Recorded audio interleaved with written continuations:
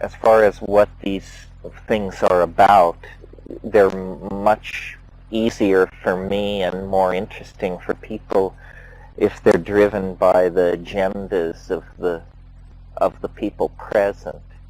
I can always lapse into various set pieces and raves, but it's getting harder and harder to do around here because everybody's heard all my shticks. So that's the basic notion. It'll probably be a shifting population of people, and the lectures, if they're that formalized, probably won't be particularly sequential or linked thematically. I've got different things on my mind. You probably have different things on your mind. And then again, the question part makes it most interesting. We'll begin at 8 every night, and then we'll just go as long as there seems to be something to say. As far as today is concerned, it's completely open.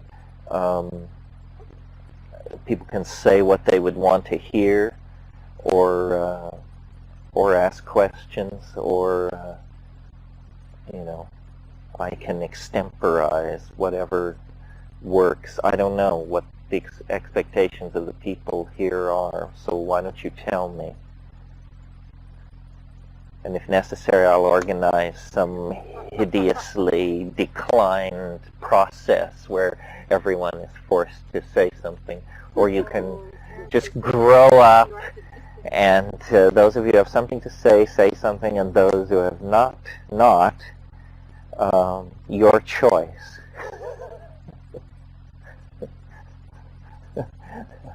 Jump into the fray, save a friend. Yeah. Sure, I can talk about that.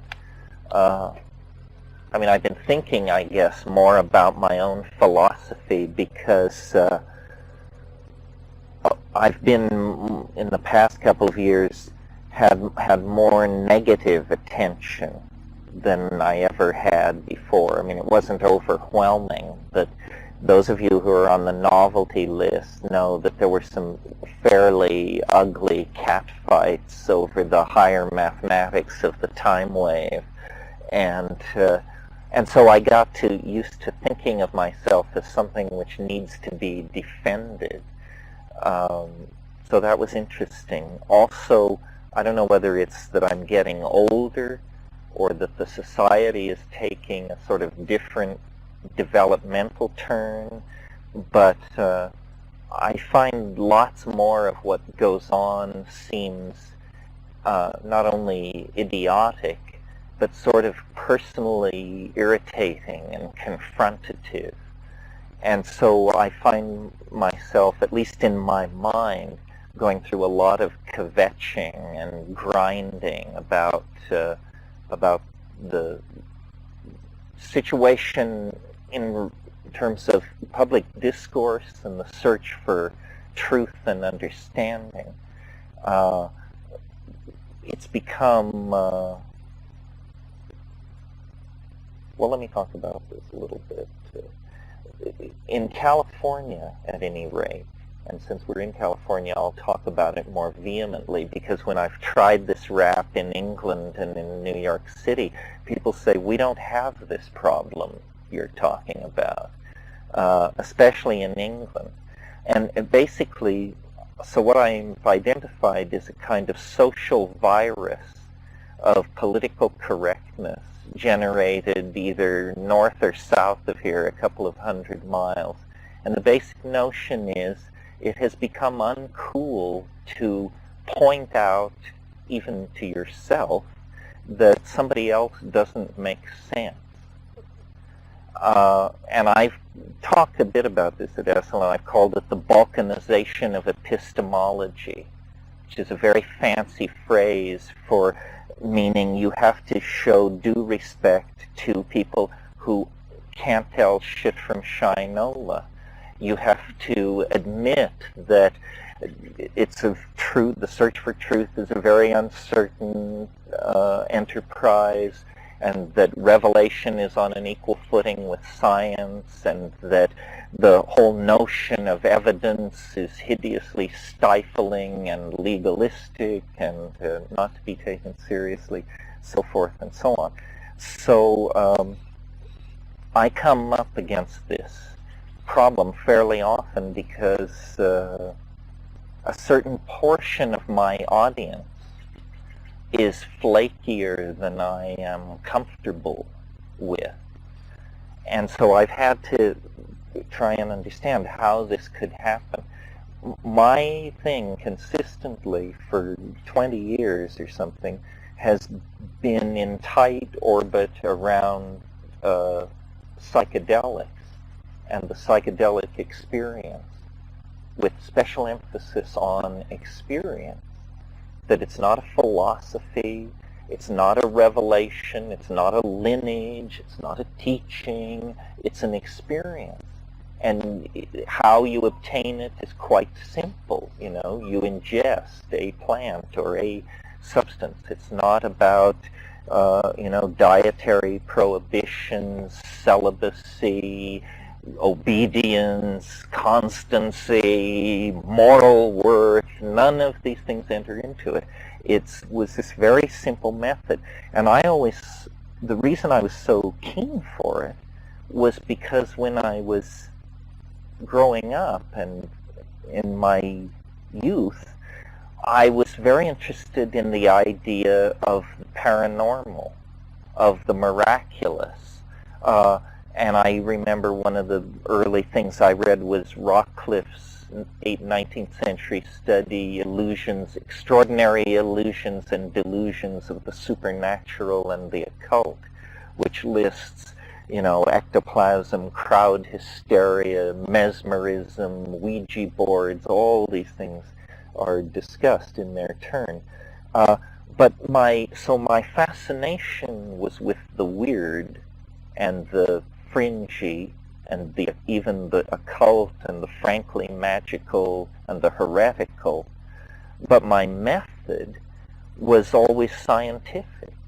It was never to believe these things unquestioningly. It was always to take A.E. Waite's Book of Ceremonial Magic and, collect rosemary and steal the proper instruments from the village rectory and, save the host and then attempt the conjuration. And then if it failed, put a check mark after medieval ceremonial magic, does not compute, and move on. So I grew up in a small town in a very isolated situation, and nothing about this seemed strange to me. This method of approaching the occult, and I read J.B. Rhine, and that was all about statistically gathering data and so forth and so on. Well, somewhere along the line, and some people, interestingly, have suggested, both to me personally and then I've seen it in print, that these very substances and plants that I'm so keen for have somehow had on the mass mind the effect of generally softening heads, so that epistemological rigor has broken down and rules of evidence have been compromised, and now every half-baked intuition can come flooding through, and as long as it has its coterie of bleating adherents, it will take its place, in the great yellow pages of American Revelation as part of the spiritual smorgasbord. Well, I abhor this argument, because the whole point with psychedelics was to cut through the programming and the cant and the propaganda of culture to true truth, real reality, not to just initiate an era of intellectual permissiveness where everything in the spiritual marketplace was placed on the same pedestal as Euclidean geometry. And in a way, this is what has happened. So I'm interested to understand what went wrong. And, I don't know if anything can be fixed anymore, but it can be fixed in my own mind if I understand it. It began, this devolution of the discursive environment, with a healthy skepticism of science. There had been too much science, and science had thrown out too many babies with the bathwater. I'm talking approximately the time of the birth of the human potential movement and the coming on of LSD and all that.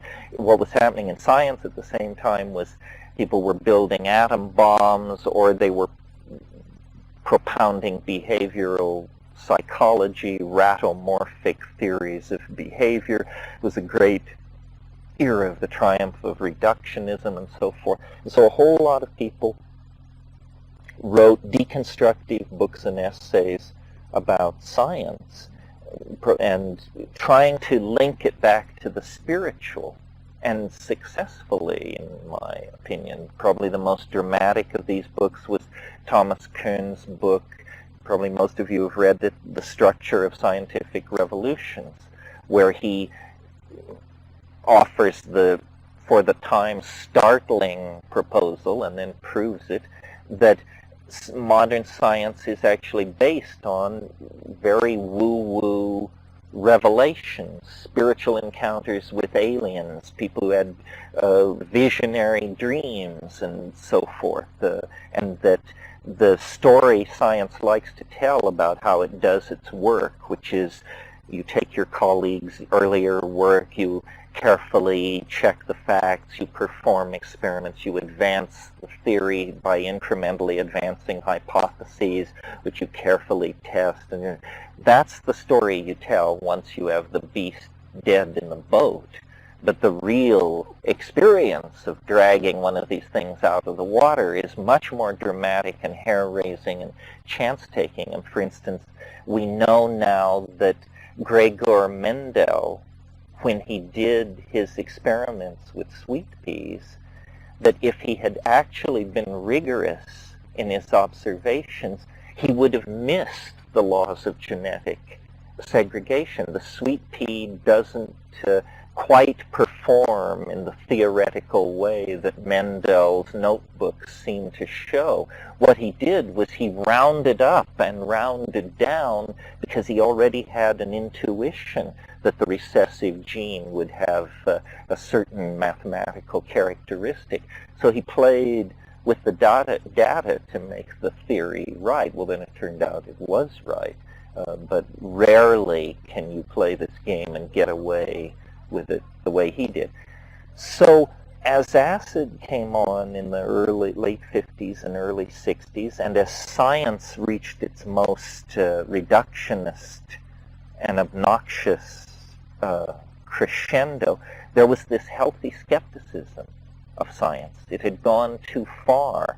It was producing atom bombs, but not giving us a social psychology or a theory of psychoanalysis or anything like that that we could really use. That seemed to be coming from the underground.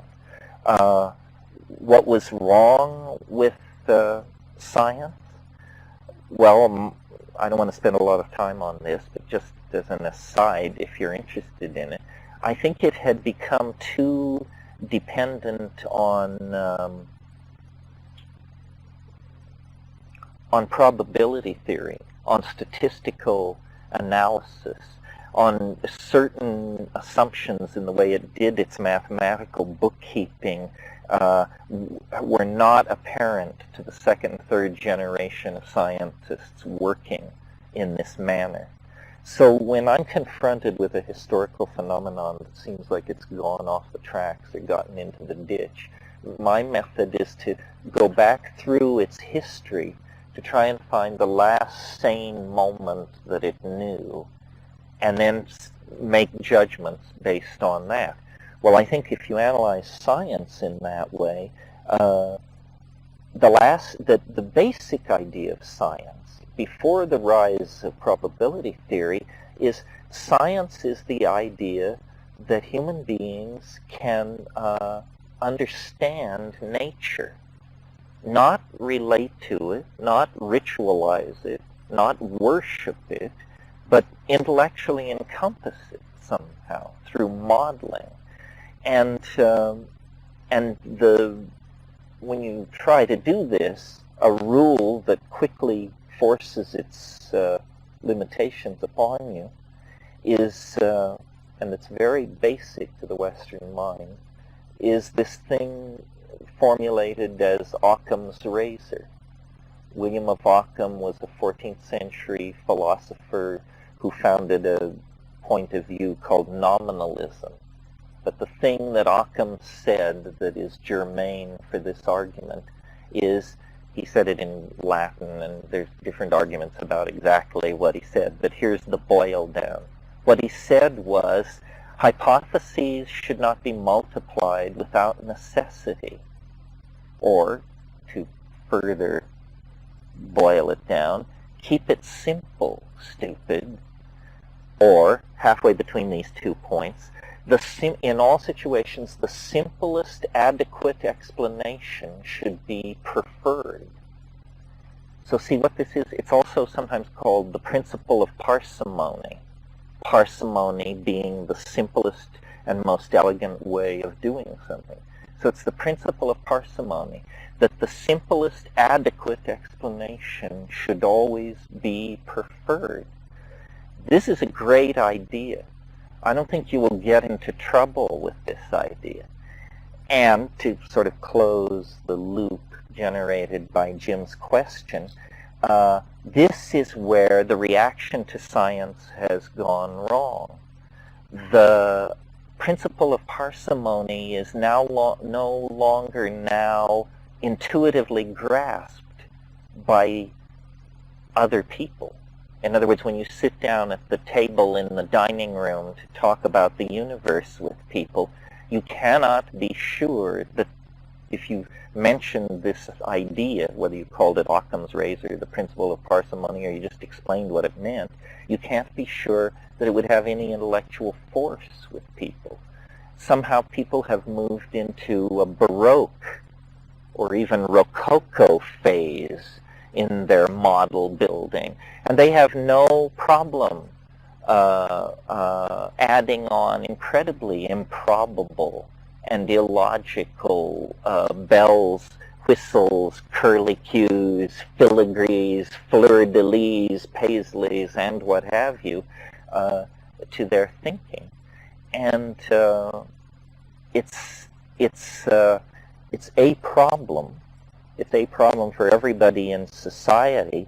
What puzzles me is, it offends me that psychedelic people are susceptible to this, because it seems to me we're the last people who should be susceptible to this. We have no need of spiritual illusions because we have access to spiritual realities through the substances and the plants. So why should we, least of all, why should we buy in to all these unanchored, woolly, fluff-headed ideas that are being pushed in the spiritual marketplace? The only answer I've been able to come up with is simple proximity. That by the rest of society, we have been lumped in with these people, and they move freely among us, easily detected but rarely ostracized. Our own tolerance has become our weakness. And it's this weird political correctness where people do not say, what you just said is preposterous. It makes no sense whatsoever. This is just thought so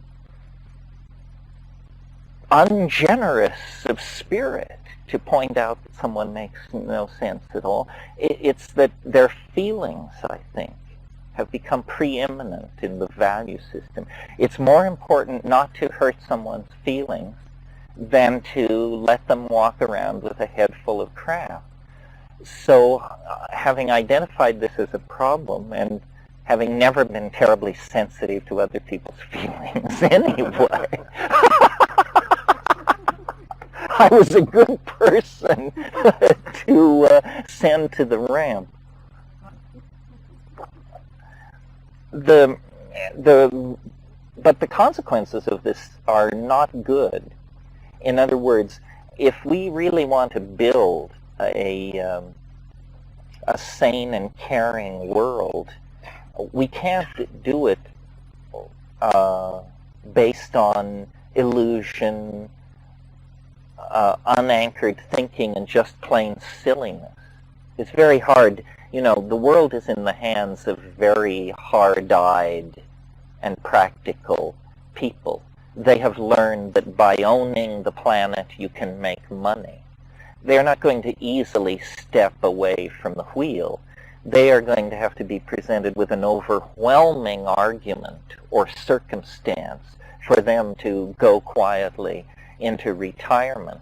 And by vitiating the thrust of critical thinking with this cult of generalized political correctness, we weaken our case for a new way of running the world.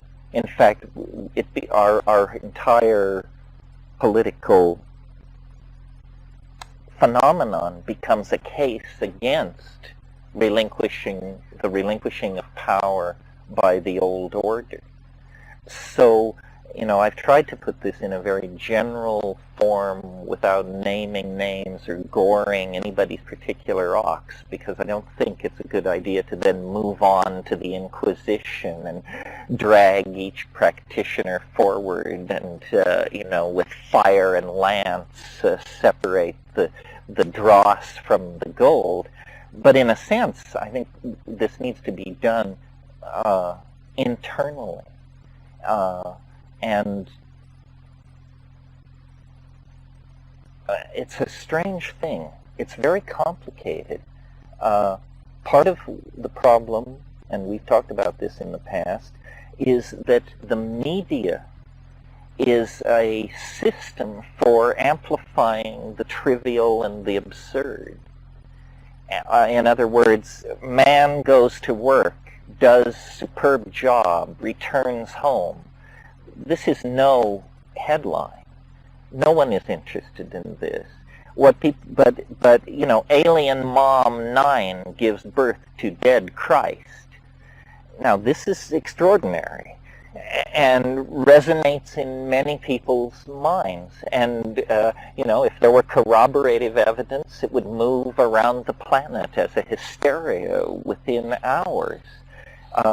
As intellectuals, by intellectuals I mean people who can read, as intellectuals, we are guiltier than most people in participating in tolerating this kind of a system, because it literally is a system of bread and circuses. You know, energy follows attention. Therefore, if attention's focus can be trivialized, those who work in the background of social consciousness are completely unobserved. And what can be done about the media? Why does the media behave this way, and what can be done about it? Well, the media amplifies trivia because trivia sells. And ultimately, you know, it's hard not to reason back to one's own guilt. Ultimately, it is the childishness and self-indulgence and muddle-headedness of each one of us that allows this entire system to come into existence. This system of commodity fetishization, objectification of social value, the marketplace of ideas, the idea that everything can be put into an economic model and valued, and then our appetite for pop culture, which is essentially an arena of propagandization, brainwashing, and brand consciousness establishing. And it's weird how everyone, and I include myself in this, issues themselves an exception to the felt moral obligation to have nothing to do with this stuff. I mean, you know, you can be sitting with people of great intellect and intelligence, and then somebody will say something so absolutely bonehead lame, the entire illusion of any intellectual class or a class of exclusive understanding completely dissolves. You know, as someone tears off to a sale at Barney's or something like that. There's no end to it. And then in the ideological zone, which I keep being drawn back to talk about, but which I sense is the dangerous area, in the ideological zone, there's just all kinds of unexamined, shoddy intellectual goods on the market. Rupert Sheldrake was here a few weeks ago helping launch a new book that we wrote with Ralph Abraham. And we were talking about this, and he said what we need to do is establish an ideological consumer reports, where you would publish each month and you would analyze these ideologies in columns, and one of the columns would be requires any special conditions.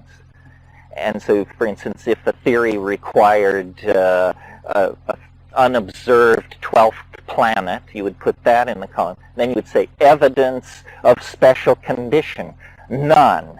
And then you would move on, and by this way you would rate, and then people could buy in the intellectual marketplace with a little more confidence. Of course, this is a parody. It's a satire. What is it a parody of? It's a parody of people's inability to perform this function for themselves. The last time I was here, the discussion turned toward neoteny. And neoteny is a biological phenomenon of prolonged juvenilization in a species, or the retention of, the technical definition is the retention of adult characteristics into, or of juvenile characteristics into adulthood. And primatologists studying human beings have been at pains to observe that many things about us are infantile when we look at other primates. For instance, our hairlessness. All primates are born hairless, but we alone retain that characteristic throughout most of life. The ratio of our skull to our torso is a fetal ratio in other primates. We retain the fetal ratio throughout life. Well, what we talked about last time was how evolution has carried this process to a certain level, and then culture seems to step in to put the nails in the coffin to completely neotenize you. And so we have 65-year-old men running around in sweatpants and Nike running shoes, and everybody having their butt tucked and their tits pumped and all of this. Well, what is this? This is a culture of youth values. Only the youthful body, only the youthful vigor is worth talking about. And it sells. You know, if you can get people really neurotically twisted around this idea, then instead of life being an unfoldment into wisdom, it's an anxiety-producing fall away from a perfect state of youth, which can only then be approached through dyeing your hair, wearing certain colognes, certain brands of clothes, psychotherapy, yada, yada, yada, all of these things. So neoteny is what I have identified as the way culture works at us to dumb us down. And I've even sort of reached the conclusion that, nature has a limited repertoire of energy to expend in the evolution of any given species. So once a purpose is achieved, excess energy doesn't flow toward that purpose. Well, it hit me once when, after I had a physical and I was buttoning up, my doctor said, you know, in the 19th century, most people your age were dead, which is true. The average age in the 19th century was about 36 to 40 for the American male. I'm 52. A lot of people are outliving their culture. And if you're intelligent and you live past 40, you will outgrow your culture. I mean, some people may do it sooner, but you have to be a complete idiot to just buy in at 55, at 60, at 75, at 80. What are you still going to be doing? Expressing homophobic views, voting Republican, and worrying about the A, B, and C's of phony reality? I mean, most people get to a place where they just see it's a bunch of crap, The scandals are recycled, the philosophical issues are recycled, the technical innovations are recycled. Once you've been through about 3 cycles of this, you realize that, this is a media-created state of cultural involvement and reciprocal narcissism, only to be assuaged by the expenditure of money, and that you can just walk away from. It's unnecessary. And in fact, this walking away from it by more and more people, I think, is a precondition to any kind of reasonable attempt to get the planet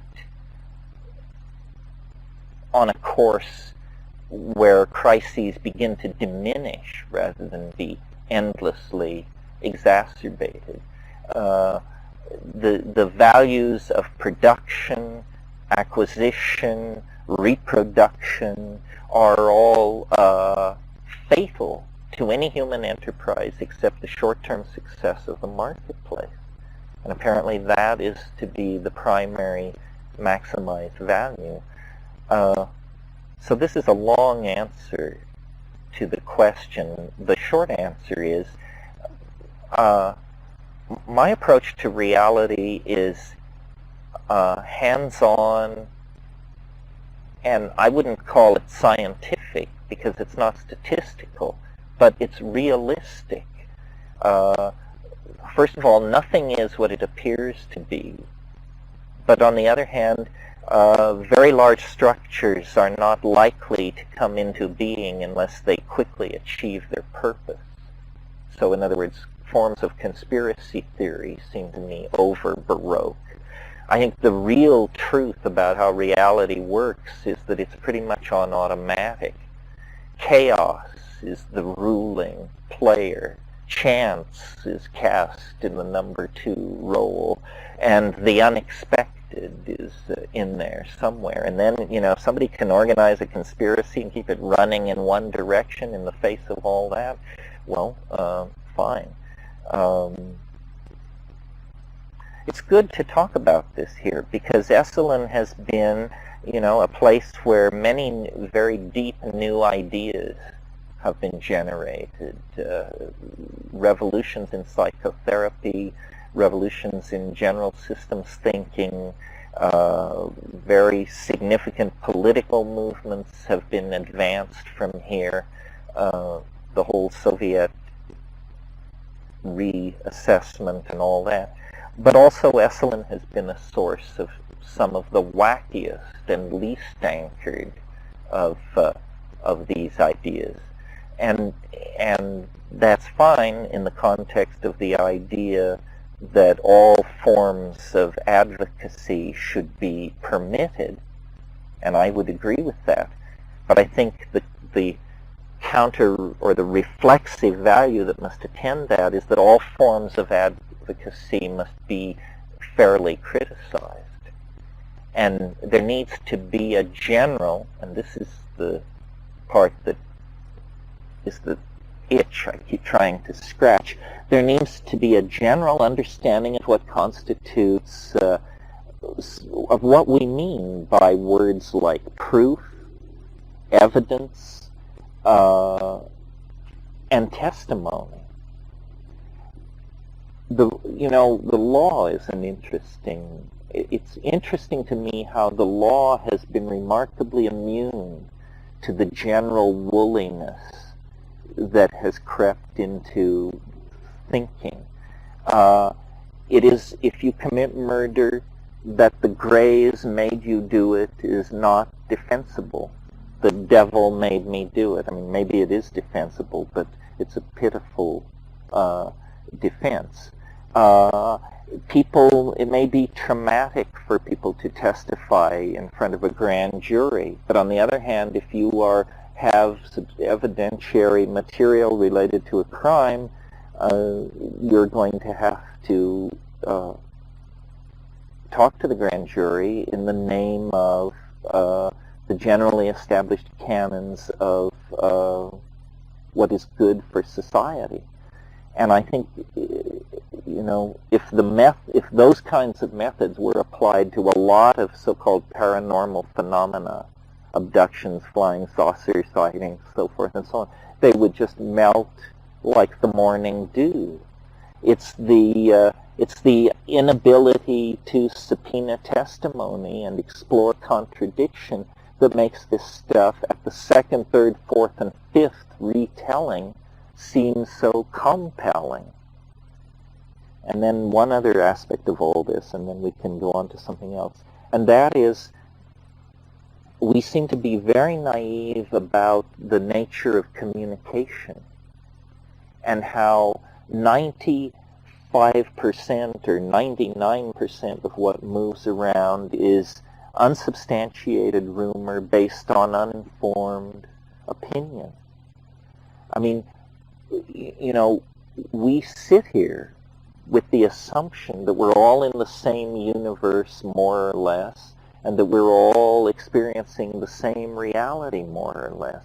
But this is just a polite fiction. I mean, if we were to go around this circle and instead of telling your name and your professional occupation, you were asked to explain how a common household device works. So for you, the television set, for you, the osterizer, for you, the thermostat, for you, the furnace. I think we would largely discover that if anything past the most trivial level, it just turns into elves and goblins out there. I mean, we're hardly different from New Guinea Highlanders. And we think we understand. Everybody's model works for them, even if they think, that it's hemoglobins in your blood that run around carrying oxygen, because they heard it that way in second grade. So this is sort of a terrifying thought to contemplate, that the actual understanding of reality is held in our species as a kind of diffuse cloud of expertise, but when you try to tease it out from any given individual in the cloud, you find just a cartoon is what you actually find. If you read Ulysses, James Joyce's masterpiece, a lot of what's going on in Leopold Bloom's head as he wanders around Dublin are crack-brained understandings of technical devices, how he thinks the electric tram works, how he thinks about the odds in the horse race, how he thinks about how the sewer works. And it's all absolutely cartoon-like fairy tales about reality. Well, if we don't understand things as simple as can openers and TV sets, then what is our real grip on phenomena like representative democracy, or the healthcare delivery system, or the theory of evolution and molecular genetics? It begins to get pretty scary out there. So all of these things taken in stride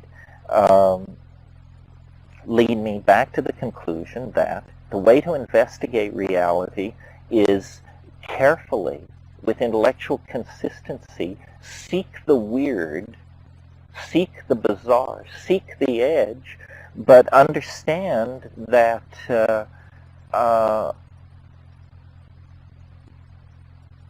you can only rely directly on your own experience, the conclusions you draw from it, and mathematics.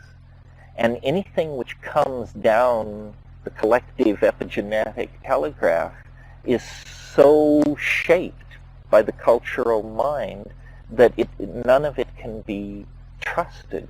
All of it serves hidden agendas of salesmanship, marketing, propagandization, glamorization, fetishization. In other words, nothing can be taken at face value. Nothing is what it seems.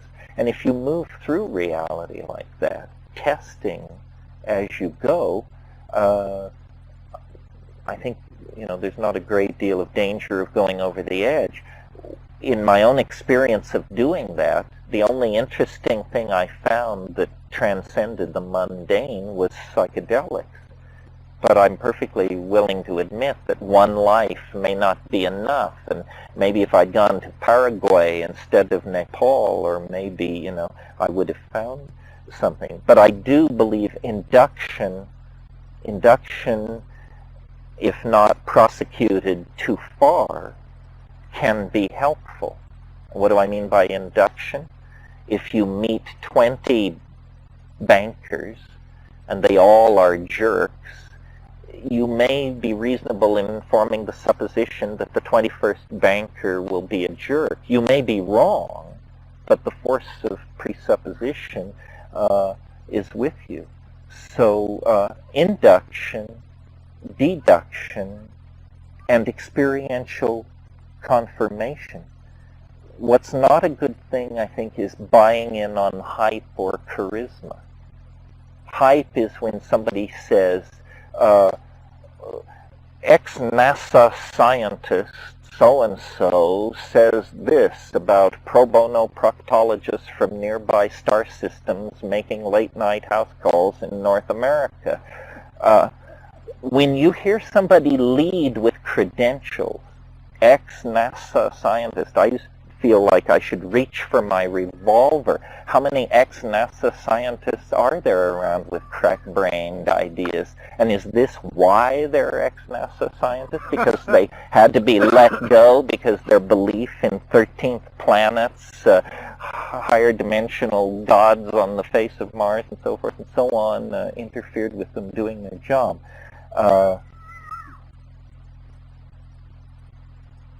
Anyway, that's the answer to the question with all the footnotes and bells and whistles. As you can tell, I'm mildly agitated about this.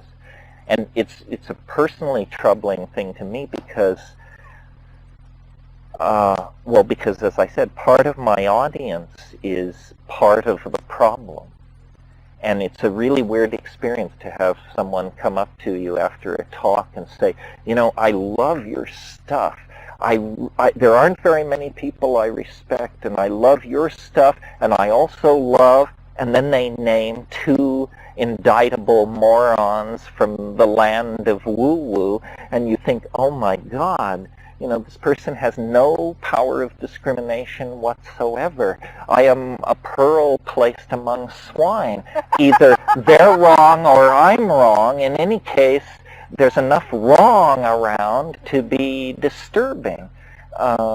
Because what you want to do is be understood. And if people don't understand what you're saying, then they're perfectly happy to put a communist, a national socialist, and a Zionist all in the same box and say they're all wonderful and inspiring people and you'd follow any one of them anywhere. I mean, what kind of a statement is that? These things are in direct contradiction. And, the reason I feel like the psychedelic position occupies the philosophical high ground is because it does not require belief. I mean, we like doubters. Doubters are the favorite fodder for the psychedelic experience. You know, those people who say, "Oh, you drug people, you don't know what you're talking about. You know, give me a scotch and soda. That carries me about as far as God intended the human mind to go." And then you say, "Look, great. Love your attitude. Here's some DMT. Smoke it, and then see what you think." With ideologies, you can't do that. You know, ideologies, they start talking about, well, you have to have the gift of faith, or Mama G has to put the whammy on you, or you have to be led forward through the theology of it for a few decades. Well, this just means, you know, that this is crap. The real is real. It's real. It does not require your participation to be real. On the other hand, a mirage, an illusion, a delusion, you're 50% of its lifeblood. Without you, it can't function. Without your credulity, your need, your hope, your weakness, your inability to ontologically parse what's going on. So, that's that. Anybody want to say anything about it? Anybody got anything they want to X-ray, and we'll just shove it into the rhetorical fluoroscope? And after our discussion at lunch, I don't want to be on tape anywhere ever again. And it's fine to, you know, if you think you've got a case, it's okay to debunk this and reject it. Talk a little more about it. Well, in a sense, that's what we've been talking about. Yeah. You know, the faith of, it's almost like there are two ways of looking at the world, and they come down to whether you think the world is out there and was there before you got here and will be there after you depart. And this is essentially the view of science. You know, Whitehead said there are certain stubborn facts, and the world is one of them.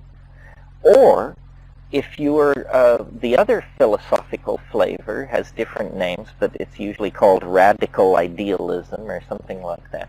And it's the idea that we are making the world moment to moment. Somehow it depends on our existence. And of course, immediately following that assumption is the idea that we can change it with our minds, which brings up the moral dilemma. Then why is it so resistant, or why isn't it the way we want it to be? If it's so malleable, why is it so resistant? And once you understand, you know, what philosophy is, I think you see that these two positions are polar, and that there's a lot to recommend each one, and it's very hard to make a fusion. And do you ascribe to either? I tend to act as though the world is really there, but I think that ideology is very poisonous, and that we should not believe anything. It's a form of metaphysical hubris.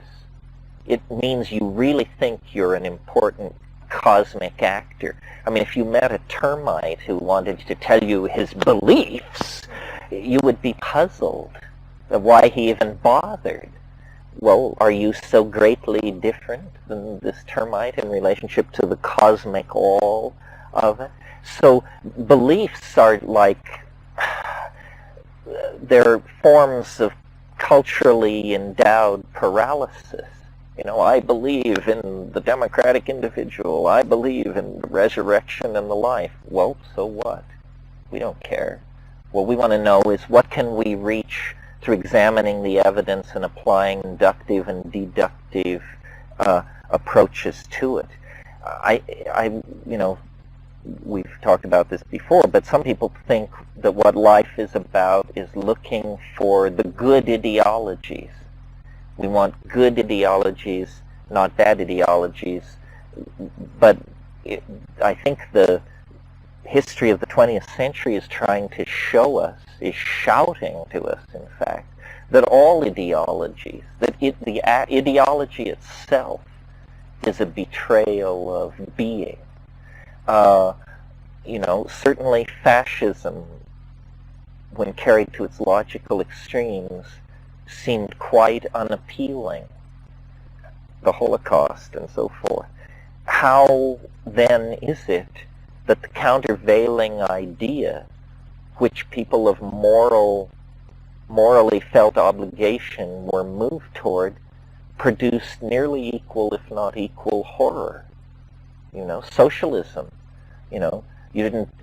Different people died for different reasons, but you had the same thing. Camps, secret police, the knock on the door, the godlike bureaucrat, the indomitable state, on and on and on. So it looks to me like ideology is one of these neonatal behaviors that culture downloads on us. In other words, belief is for kids. It's a fairy tale. Marxism is no different than a belief in the Easter Bunny. Probability theory is no different than a belief in the Easter Bunny. Everybody needs to get a grip on the uncertainty of the intellectual enterprise. This is what, if modernism is worth anything, then it should carry us to a sense of the fragileness of knowing. There are no Platonic archetypes. Gödel showed that simple arithmetic is fraught with uncertainty. Things that we thought were so writ in adamantine that they could never be questioned, like the second law of thermodynamics, turns out to be written in sand. It's just somebody's opinion. It applies locally in some cases, sometimes. So the way to live with a mind in the world, with a human mind in the world, is not to believe things. That's childish. It's undignified. The thing to do is to build models and to call them that. Call it model building. And why? Because the implication is, if you exceed your model, or if the thing you're studying has dimensions your model can't encompass, throw the model out. You don't round up everybody who's against the model and send them to the wall because God revealed the model. This would be the usual method of acting. No, then you have provisional, ever-changing relationships to the world. Another way of thinking about this is that what ideology tries to do is create closure. There's something in the human mind. We want to finish the crossword puzzle. We want the good guys to win. We want the equinox to happen against the same pattern of fixed stars.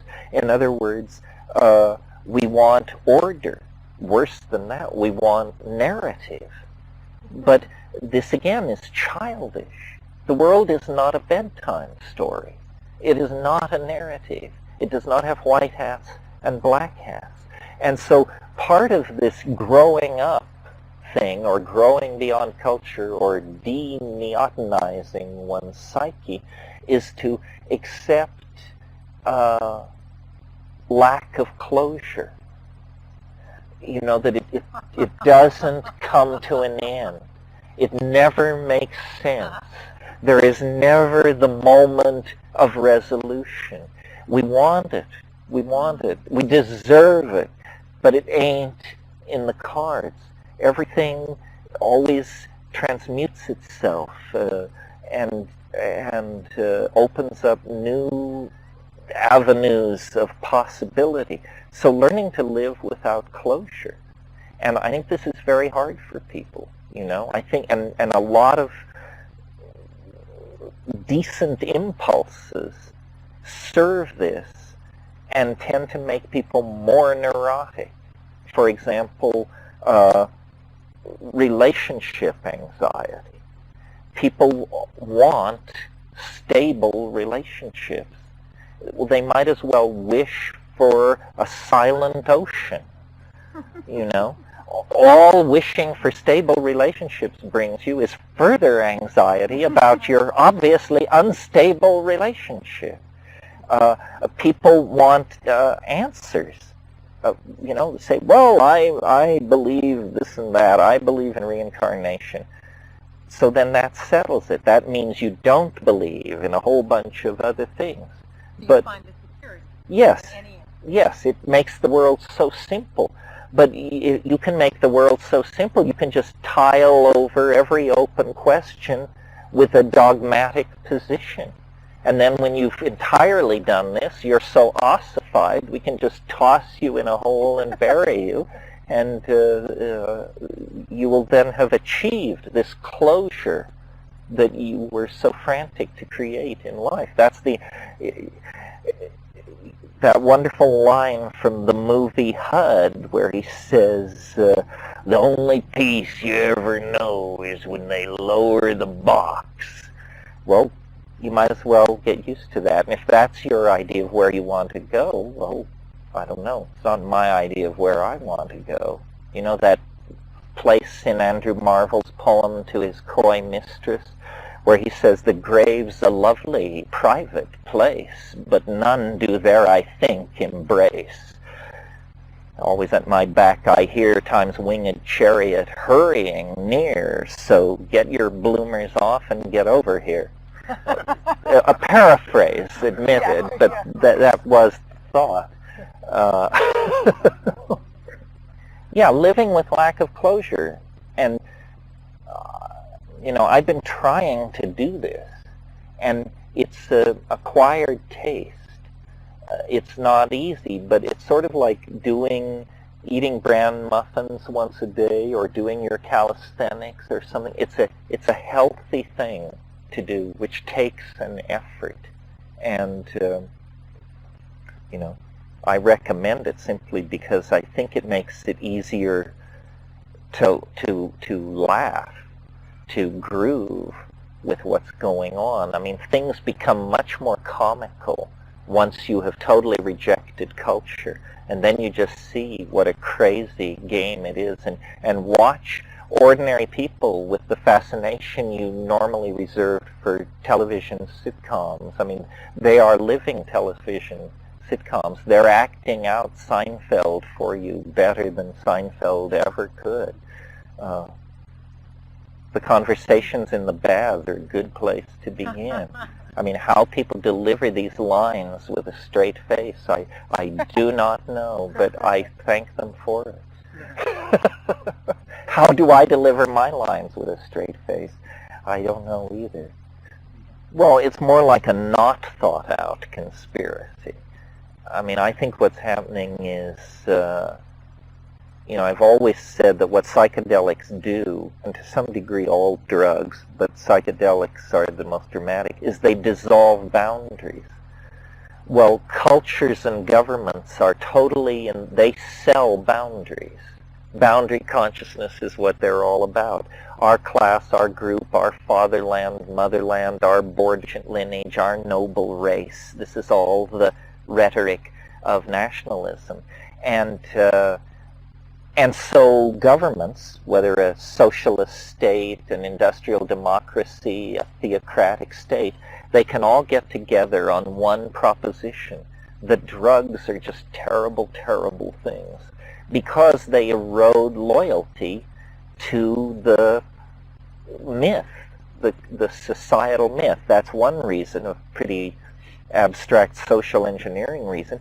And the other reason is, for at least the past 500 years, drugs, by different names, but drugs have been one of the largest money earners ever brought into the marketplace.